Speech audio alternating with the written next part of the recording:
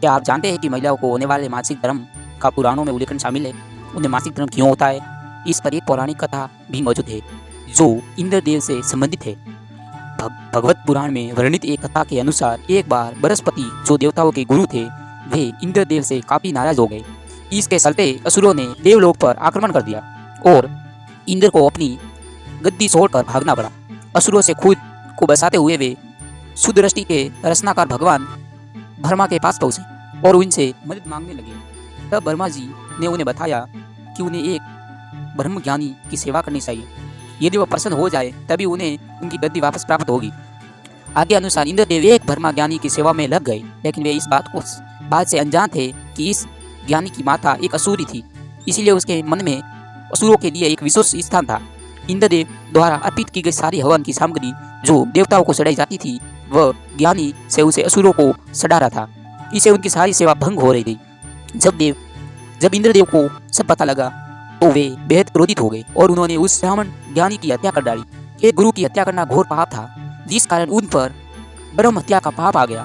वे पाप एक भयानक राक्षस के रूप में इंद्र का पीछा करने लगा। किसी तरह इंद्र ने खुद को एक फूल के अंदर छुपाया और 1,00,000 साल तक भगवान विष्णु की तपस्या की। तपस्या से प्रसन्न होकर भगवान विष्णु ने इंद्रदेव को बचा तो लिया, लेकिन उनके ऊपर लगे पाप की मुक्ति के लिए एक सुझाव दिया। इसके लिए इंद्र को पेड़, जल, भूमि और स्त्री को अपने पाप का थोड़ा थोड़ा अंश देना था। इंद्र के आग्रह पर सब राजी तो हो गए, लेकिन उन्होंने बदले में इंद्रदेव से उन्हें एक वरदान देने को कहा। सबसे पहले पेड़ ने उसे पाप का एक छोटा हिस्सा ले लिया, जिसके बदले में इंद्र ने उसे एक वरदान दिया। वह पेड़ चाहे तो स्वयं ही अपने आप को जीवित कर सकता है। इसके बाद जल को पाप का हिस्सा देने पर इंद्रदेव ने उसे अन्य वस्तु को पवित्र करने की शक्ति प्रदान की। यही कारण है कि हिंदू धर्म के आज भी जल को पवित्र मानते हुए पूजा पाठ में इस्तेमाल किया जाता है। तीसरा पाप इंद्रदेव ने भूमि को दिया। इसके वरदान स्वरूप उन्होंने भूमि से कहा कि उस पर आई कोई भी चोट हमेशा भर जाएगी। अब आखिरी बारी स्त्री की थी।